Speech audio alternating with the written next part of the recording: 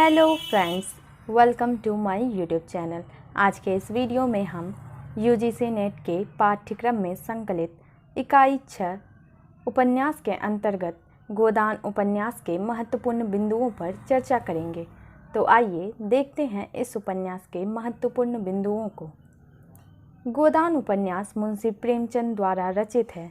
प्रेमचंद हिंदी और उर्दू के सर्वाधिक लोकप्रिय उपन्यासकार व कहानीकार के रूप में जाने जाते हैं।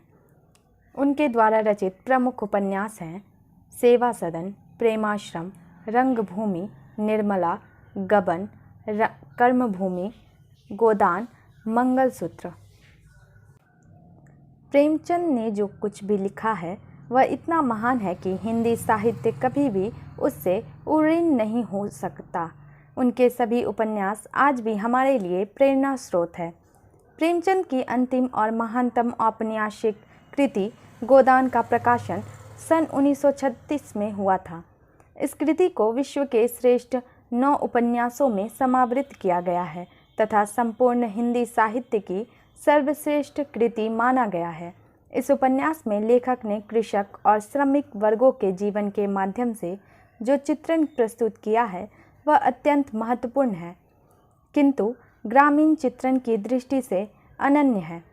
गोदान अपनी व्यापक मानवीय दृष्टि, जीवन की यथार्थवादी चेतना एवं आंतरिकता के कारण निश्चय रूप से एक युगांतकारी रचना है। वास्तव में हम इसे कृषक वर्ग ही नहीं, संपूर्ण भारतीय समाज की व्यवस्था कथा का महाकाव्य कह सकते हैं। उपन्यास मानव चरित्र का चित्र होता है, अतः मानवीय चरित्रों के अभाव में उपन्यास की रचना संभव नहीं है। भिन्न भिन्न पात्रों के माध्यम से उपन्यासकार जीवन की भिन्न भिन्न पहलुओं को चित्रित करता है। पात्र कथानक को गति देते हैं। पात्रों के 2 प्रकार होते हैं, मुख्य पात्र और गौण पात्र। जहाँ तक गोदान उपन्यास का सवाल है, मुख्य एवं गौण पात्रों के योग्य सम्मिलन से कथानक को जीवंतता मिली है। यही कारण है कि गोदान उपन्यास काल्पनिक ना रहकर वास्तविक धरातल पर खड़ा है।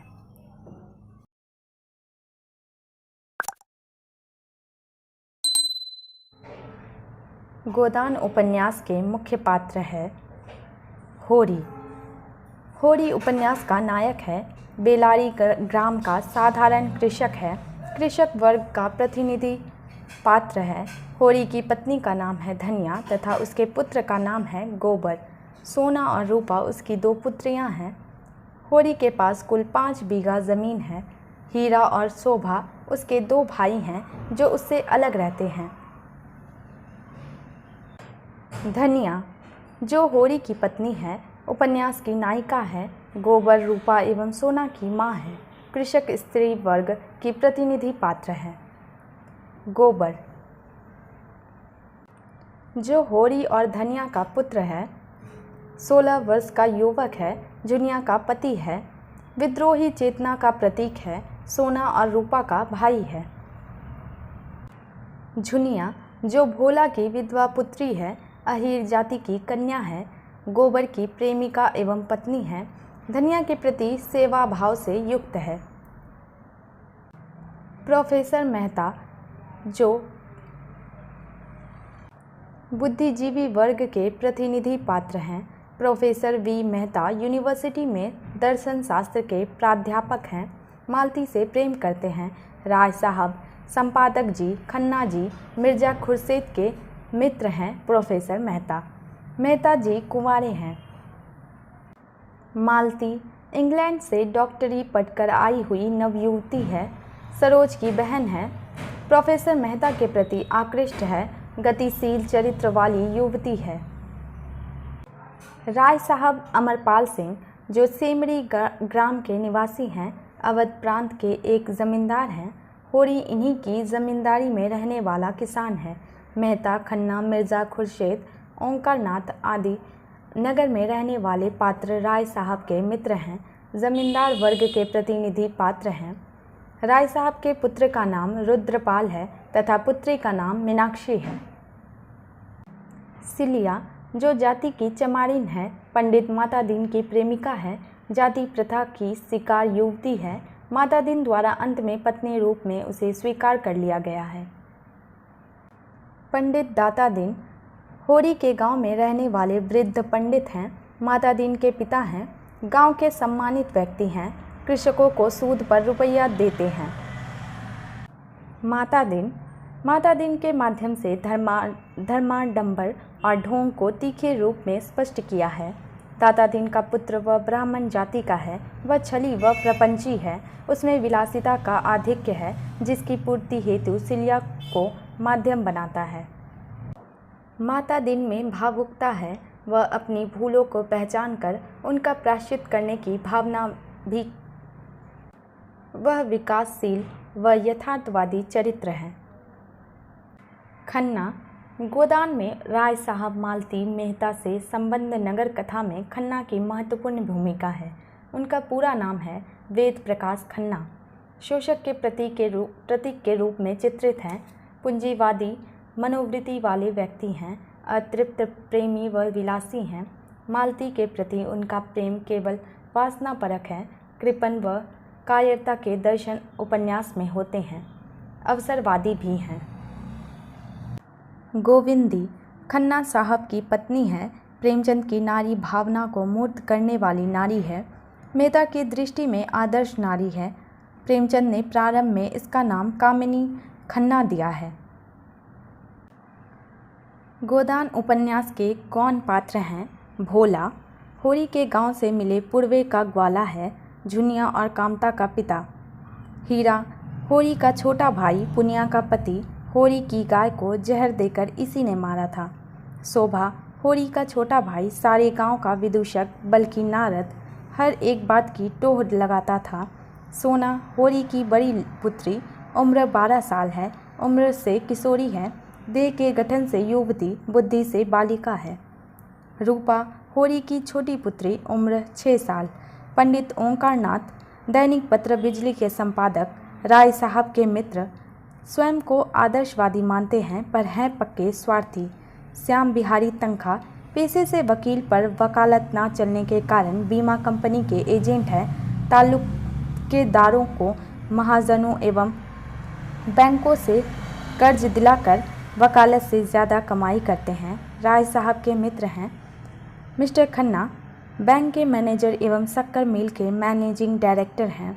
सरोज मालती की बहन है। मिर्जा खुर्शीद दिल्लगीबाज बेफिक्र व्यक्ति, लखनऊ में जूते की दुकान थी तथा काउंसिल के मेंबर थे।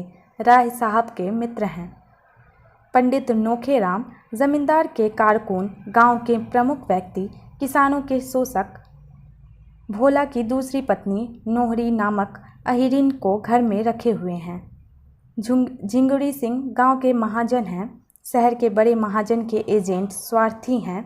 सूदखोर, दूसरों की मुसीबत से लाभ उठाने वाले साहूकार हैं। दो बेबियां रखते थे। गंडा सिंह हल्के का थानेदार, रिश्वती है, निर्दयी एवं क्रूर है। पटेश्वरी गांव का पटवारी है, भ्रष्टाचारी एवं स्वार्थी, पुलिस से मिलकर किसानों को लूटने वाले जाति के कायस्थ हैं। नोहरी जाति की अहिरिन, झुनिया के पिता भोला से उसने दूसरा विवाह किया था। बाद में भोला को लेकर नोखेराम के यहाँ रहने लगी। मंगरूसा गांव का सबसे धनी व्यक्ति, पूजा पाठ में रत रहता है। दुलारी सहुआइन गांव की साहूकारीन है। चुहिया जुनिया की शहर में रहने वाली पड़ोसिन, जुनिया को प्रसव में सहायता करने वाली तथा उसके बच्चे को अपना दूध पिलाने वाली नरम दिल स्त्री है। उद्देश्य, कोई भी रचना निरुद्देश्य नहीं होती, उसकी सर्जना के पीछे कोई न कोई उद्देश्य अवश्य होता है।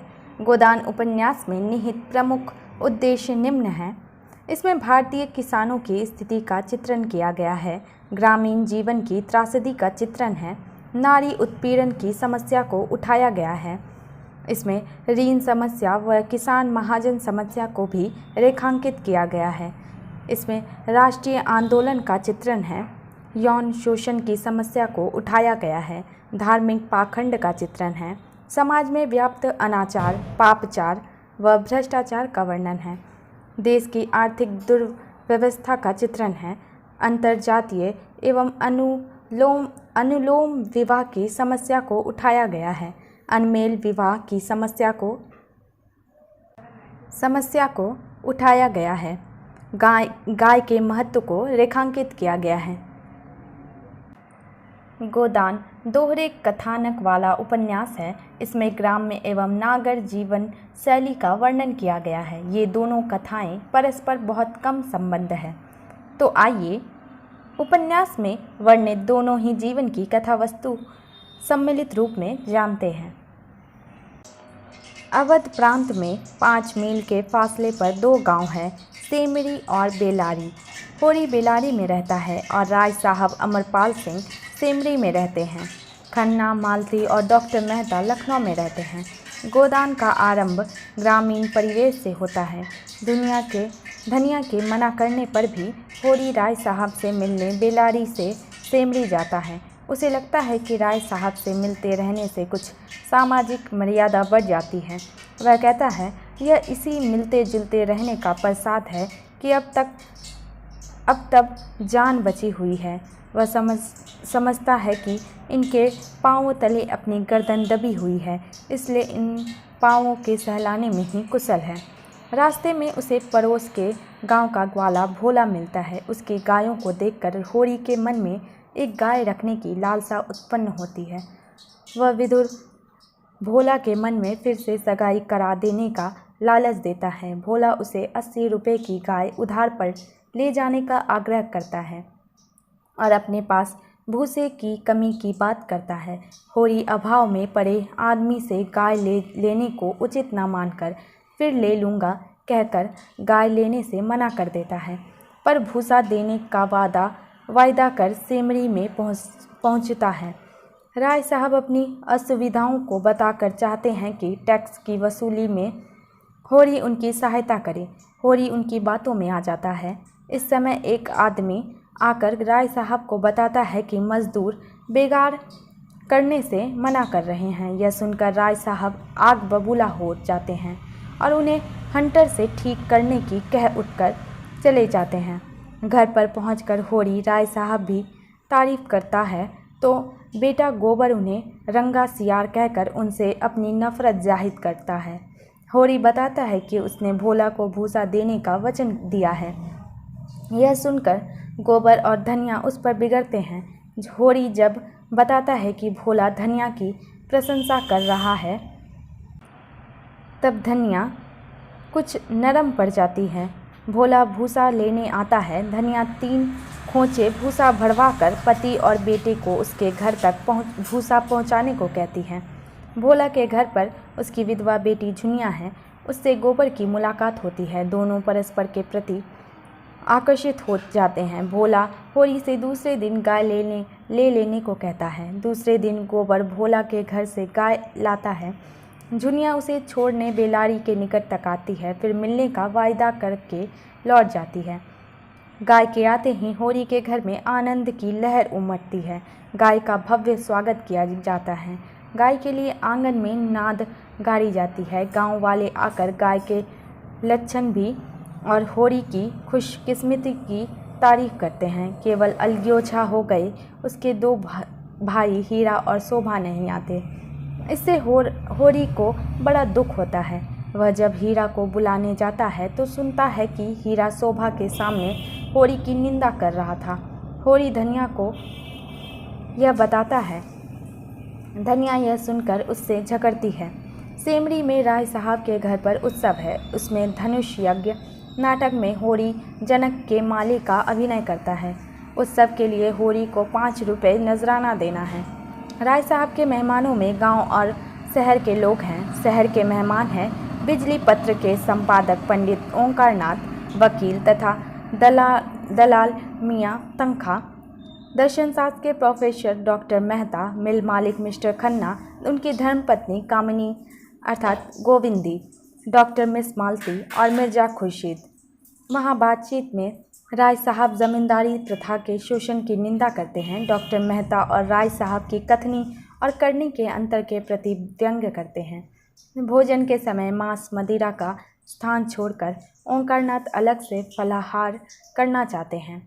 पर मिस मालती अपनी बातों से ओंकारनाथ को भुलावे में डालकर शराब पिलवा देती है और वायदे के मुताबिक 1000 रुपये इनाम लेती है। उसी समय पठान के वेश में डॉक्टर मेहता आकर रुपए मांगते हैं और धमकी देते हैं कि रुपया ना मिले तो वे गोली चला देंगे। अंत में होरी वहां प्रवेश करके पठान को गिराकर उसकी मूछें उखाड़ लेता है। पठान के वेश में आए मेहता की नाटकबाजी वहीं ख़त्म हो जाती है। उसी समय सब शिकार खेलने जाने का कार्यक्रम बनाते हैं। 3 टोलियां बनती है। पहली टोली में मेहता और मालती जाते हैं।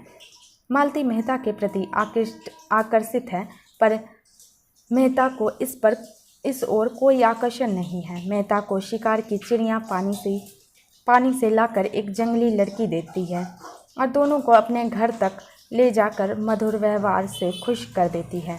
इससे मालती ईर्ष्या करती है तो वह मेहता की नज़र में गिर जाती है। दूसरी टोली के राय साहब और खन्ना के बीच मिल के शेयर के बारे में बातचीत होती है। राय साहब शेयर खरीदने की बात टाल देते हैं। तीसरी टोली में तनख्वाह और मिर्ज़ा हैं। मिर्ज़ा एक हिरन का शिकार करते हैं। हिरन को एक ग्रामीण युवक को देते हैं। सब मिलकर उस युवक के गांव में जाते हैं। खा पी कर खुशी से सारा दिन वहां बिताकर शाम को लौट आते हैं। होरी के घर पर गाय आ जाने से सब खुश थे। इतने में राय साहब का कारिंदा कहता है कि नोखे राम बाकी लगान ना चुकाने वाले खेत में हल नहीं जोत सकेंगे। होरी पैसे का इंतज़ाम करने के लिए साहूकार झिंगुरी सिंह के पास पहुंचता है। झिंगुरी सिंह की आंख गाय पर थी। उसने गाय ले लेने का चक्कर चलाया और कर्ज ना लेकर लाचार होकर गाय बेचकर लगान चुकाने के लिए वह राज़ी हो जाता है और धनिया को भी राज़ी कर लेता है। रात को घर के भीतर उमस होने के कारण वह गाय को बाहर लाकर बांधता है और बीमार शोभा को देखकर लौटते समय गाय के पास हीरा को देखकर ठिठक जाता है। उसी रात को विष दिए जाने से गाय मर जाती है तो होरी धनिया को हीरा पर शक होने की बात बताता है तो धनिया हीरा को गालियां देती है और सारे गांव में कोहराम मचा देती है। होरी भाई को बचाने के लिए सच को छिपाकर गोबर की झूठी कसम खा लेता है। जांच पड़ताल करने दरोगा गांव में आता है। गांव के मुखिया लोग इस विपत्ति का फ़ायदा उठाने के लिए हीरा पर जुर्माना लगाते हैं। कुर्की से बचने तथा परिवार की इज्जत बचाने होरी झिंगुरी सिंह से कर्ज लेकर रिश्वत के पैसे लाता है, पर धनिया के कारण वह दरोगा को मिल नहीं पाता। दरोगा मुखिया लोगों के घर की तलाशी लेने की धमकी देकर उनसे भी रिश्वत के पैसे वसूल करके चला जाता है। गो हत्या करके पाप के डर से हीरा घर से भाग जाता है।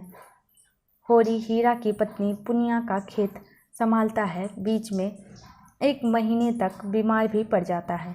एक रात होरी कड़कती सर्दी में खेत की रखवाली कर रहा था कि धनिया वहां पहुंच जाती है और बताती है कि 5 महीने का गर्भ लेकर झुनिया घर में आ गई है।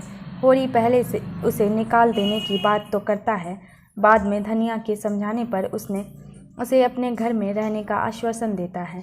अब फिर से पंचायत को होरी का गला दबाने का मौका मिल जाता है। झुनिया के एक लड़का होता है।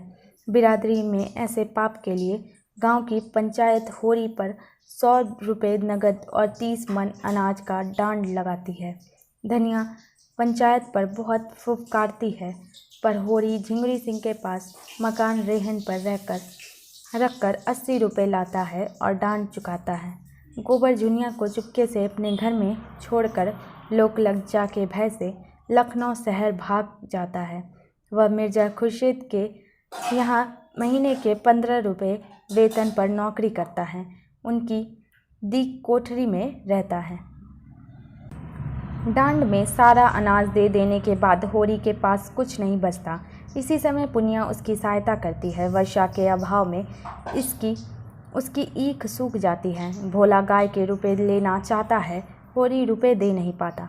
भोला होरी के बैल खोल कर ले जाता है। गांव वाले इसका विरोध करते हैं, पर धर्म के भय से मर्यादावादी और ईमानदार होरी विवश होकर उसकी अनुमति दे देता है। मालती राजनीतिक और सामाजिक कार्यों में व्यस्त रहने वाली महिला है। उसके प्रयत्न से मेहता वीमेंस लीग में भाषण देने के दौरान महिलाओं को समान अधिकार की मांग छोड़कर त्याग, दया, क्षमा अपनाने का सुझाव देते हैं, जो गृहस्थ जीवन के लिए निहायत जरूरी है। मालती मेहता से सहमत होती है। वह मेहता को अपने घर पर खाने बुलाती है। इसी समय मेहता आरोप लगाते हैं कि उसी के कारण मिस्टर खन्ना मिसेस खन्ना से अच्छा बर्ताव नहीं करते। यह सुनकर मालती बिगड़ जाती है और अपने घर चली जाती है। राय साहब को पता चल जाता है कि होरी से वसूल किए गए डांड के सारे पैसे गांव के मुखिया लोग खा गए। वे नोखेराम से रुपए देने को कहते हैं तो चारों महाजन बिजली के संपादक ओंकार नाथ को सूचना दे देते हैं कि राय साहब असामियों से जुर्माना वसूल करते हैं। ओंकार नाथ राय साहब को बताते हैं कि वे अपनी पत्रिका में ऐसी सनसनीखेज खबर छापने जा रहे हैं। राय साहब 100 ग्राहकों का चंदा रिश्वत के रूप में भरकर किसी तरह इसे छापने से रोक लेते हैं। जब गांव में बुवाई शुरू हो जाती है तब होरी के पास बैल नहीं है। होरी की लाचारी का फ़ायदा उठाकर दाता दिन होरी से साझे में बुवाई करने का प्रस्ताव देकर होरी को मजदूर के स्तर तक ले जाता है। उधर दाता दिन का बेटा माता दिन झुनिया को प्रेम पास में फंसाने के लिए प्रयास करता है, लेकिन बीच में सोना पहुंच जाने से मामला गड़बड़ होने से बच जाता है।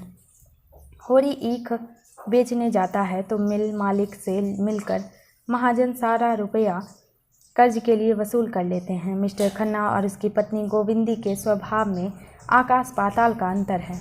गोविंदी सादा जीवन पसंद करती है तो मिस्टर खन्ना विलासमय जीवन। एक बार पति पत्नी में बेटे के इलाज के लिए भिन्न भिन्न डॉक्टरों को बुलाने के मतांतर पर झगड़ा हो जाता है। क्रोध से गोविंदी पार्क में चली जाती है। वहीं उसकी मुलाकात मेहता से होती है। मेहता उसकी प्रशंसा करके उसे समझा बुझाकर घर लौटा लाते हैं। होरी दाता दिन की मजदूरी करने लगता है। होरी दाता दिन की मजदूरी करने लगता है। ऊख काटते समय कड़ी मेहनत करने के कारण वह बेहोश हो जाता है। उधर गोबर अब नौकरी छोड़कर खोंचा लगाने के काम में लग जाता है। उसके पास 2 पैसे हो जाते हैं। वह एक दिन गांव में पहुंचता है। वह सभी के लिए सामान लाता है। गांव में गोबर महाजनों की बड़ी बेइज्जती करता है। होली के अवसर पर गांव के मुखिया लोगों की नकल करके अभिनय किया जाता है। फलस्वरूप गोबर सभी महाजनों के क्रोध का शिकार बन जाता है। जंगी को शहर में नौकरी कराने का लोभ दिखाकर उसे प्रभावित कर देते हैं। वह भोला को मनाकर उससे अपने बैल ले आता है। दाता दिन को 30 रुपये उधार के लिए 70 रुपये देना चाहता है। नोखेराम को लगान वसूल करके रसीद न देने पर उसे अदालत की धमकी देता है। जुनिया को फुसलाकर शहर जाते समय माँ से झगड़ा हो जाता है। माँ के पाँव में सिर ना झुकाकर बिल्कुल उदंड और स्वार्थी बनकर बाल बच्चों को लेकर शहर चला जाता है। राय साहब की कई समस्या थी। उनको कन्या का विवाह करना था, अदालत में एक मुकदमा करना था और सिर पर चुनाव भी थे। कुंवर दिग्विजय सिंह के साथ शादी तय हुई थी। राजा साहब के साथ चुनाव लड़ना था। पैसों की कमी थी, इसलिए वे तनख्वाह के पास उधार मांगने के लिए जाते हैं। वे मना करते हैं तो वे खन्ना के पास जाते हैं। खन्ना पहले आनाकानी करने के बाद कमीशन लेकर पैसों का इंतज़ाम कर सकने की बात बताते हैं। बातचीत के दौरान मेहता महिलाओं की व्यायामशाला के लिए चंदा मांगने पहुंचते हैं। खन्ना कुछ देने से मना करते हैं। गोविंदी को भी व्यायामशाला की नींव रखने के लिए मना करते हैं। राय साहब 5000 लिख देते हैं। फिर मालती पहुंचती है तो मिस्टर खन्ना से 1000 का चेक लिखवा लेती है। माता दिन की रखेल सिलिया अनाज के ढेर से कोई सेर भर अनाज दुलारी सहुआइन को दे देती है तो माता दिन उसे धिक्कारता है, निकल जाने को कहता है। सिलिया दुखी होती है। सिलिया के बाप हरकू के कहने पर उसके साथी माता दिन के मुंह पर हड्डी डालकर उसे जाति भ्रष्ट कर देते हैं। धनिया सिलिया को अपने घर पर रख लेती है। सिलिया मजदूरी करके गुजर बसर करती है। सोना 17 साल की हो गई थी। उसके विवाह के लिए पैसों की ज़रूरत थी। सोना को मालूम हुआ कि पिता विवाह के लिए दुलारी से 200 रुपये लाएंगे। सोना सिलिया को भावी पति मथुरा के पास भेजती है। ससुराल वाले बिना दहेज के बहू लेने को तैयार हो गए, लेकिन धनिया अपनी मर्यादा बचाने के लिए दहेज देना चाहती है। भोला एक जवान विधवा नोहरी से विवाह करता है। नोहरी के साथ बहुओं से नहीं पटती। पुत्र कामना भोला को घर से भगा देती है। नौखेराम नोहरी की लालसा से भोला को नौकर रख लेता है। नोहरी गांव की रानी की जाति का है। लाला पटेश्वरी साहूकार मंगरू शाह को भड़काकर होरी की सारी ईख नीलाम कर देता है। उससे उगाही की उम्मीद न होने से दुलारी होरी को शादी के लिए 200 रुपये नहीं देती है। इतने में सहानुभूति दिखाकर नोहरी होरी को 200 रुपये देकर अपनी दयाशीलता का परिचय देती है। शहर में परिवार लाकर गोबर देखता है कि जहाँ वह खोंचा लगाता था वहीं दूसरा बैठने लगा है। उसको कारोबार में घाटा हुआ तो वह मिल में नौकरी कर लेता है। झुनिया को गोबर की कामुकता पसंद नहीं आती। गोबर का बेटा मर जाता है। झुनिया गर्भवती है। गोबर नशा करने लगा है। झुनिया को पीटता है, गालियाँ देता है। चुहिया की सहायता से झुनिया एक बेटे को जन्म देती है। मिल में झगड़ा हो जाने से गोबर घायल हो जाता है। मिल गोबर की सेवा करने के दौरान पति पत्नी में फिर संबंध स्वाभाविक हो जाता है। माता दिन नोहरी के प्रति फिर से आकर्षित होता है। वसीलिया के लिए छोटी को 2 रुपये देता है। रुपये पाकर सिलिया खुश होती है। यह समाचार देने सोना के ससुराल पहुंचती है। मथुरा नोहरी से प्रेम निवेदन करता है। दोनों पास पास आ जाते हैं तो सोना की आवाज़ से पीछे हट जाते हैं। सोना सिलिया को बहुत फटकारती है।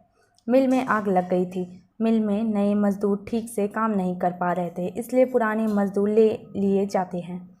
खन्ना गोविंदी का मनमुटाव मिट जाता है। मेहता से प्रेरित होकर मालती सेवा व्रत में लगी रहती है। एक दिन मेहता और मालती होरी के गांव में पहुंचकर 2 लोगों से मिलते हैं, सहायता करते हैं। राय साहब की लड़की की शादी हो जाती है। मुकदमे और चुनाव में भी जीत होती है। वे लोग होम मेंबर भी बन जाते हैं। राजा साहब राय साहब के पुत्र रुद्र प्रताप से अपनी बेटी के विवाह का प्रस्ताव भेजते हैं, पर रुद्र प्रताप मालती की बहन सरोज से विवाह करके इंग्लैंड चला जाता है। फिर राय साहब की बेटी और दामाद में विवाह विच्छेद हो जाता है। मालती देखती है कि दूसरों की सेवा करने के कारण ऊंची वेतन के बावजूद उन पर कर्ज है, कुर्की भी आई है। तब मालती मेहता को अपने घर पर ले आती है, उनकी सहायता करती है। मालती गोबर को माली रख लेती है, उसके बेटे की चिकित्सा और सेवा भी करती है। मालती मेहता से विवाह करना अस्वीकार करके मित्र बनकर रहने को पसंद करती है। माता दिन सिलिया के बालक को प्यार करता है। वह निमोनिया में मर जाता है। माता दिन सिलिया के प्रति आकर्षित होता है। सारा जाति बंधन तोड़कर उसके साथ रहता है। होरी की आर्थिक दशा दिनों दिन गिरती जाती है। 3 साल तक लगान न चुकाने से नौखेराम बेदखली का दावा करता है। माता दिन होरी को सुझाव देता है कि अधेड़ राम सेवक मेहता से रूपा की शादी करके बदले में कुछ रुपए ले ले और खेती करे। होरी यह सुनकर बड़ा दुखी होता है, पर अंत में होरी और धनिया राजी हो जाते हैं। गोबर को शादी में आने की खबर दी जाती है। गोबर झुनिया को लेकर गांव में पहुंचता है। रूपा की शादी होती है। मालती भी शादी में शरीक होती है। गोबर गांव में झुनिया को छोड़कर लखनऊ चला जाता है। रूपा ससुराल में समृद्धि देखकर पिता की गाय की लालसा की बात सोचकर दुखी होती है। मैके जाते समय वह एक गाय ले जाने की बात सोचती है। होरी पोते मंगल के लिए गाय लेना चाहता था, इसलिए वह कंकड़ खोदने की मजदूरी करता है। रात को बैठकर धनिया के साथ सुतली काटता है। एक दिन हीरा आकर पहुंचता है और होरी से माफ़ी मांगता है। होरी खुश हो जाता है। होरी कंकड़ खोदते समय दोपहर की छुट्टी के समय लेट जाता है। उसको कैं होती है, उसे लू लग जाती है। धनिया भाग कर आती है। सब इकट्ठे हो जाते हैं। शोभा और हीरा होरी को घर पर ले गए। होरी की ज़बान बंद हो गई। धनिया घरेलू उपचार करती है, सब बेकार हो जाता है। हीरा गोदान करने को कहता है। दूसरे लोग भी यही कहते हैं। धनिया सुतली बेचकर रखे 20 आने पैसे पति के ठंडे हाथ में रखकर ब्राह्मण दाताधीन से बोलती है, महाराज घर में ना गाय है, ना बछिया, ना पैसा, यही इनका गोदान है।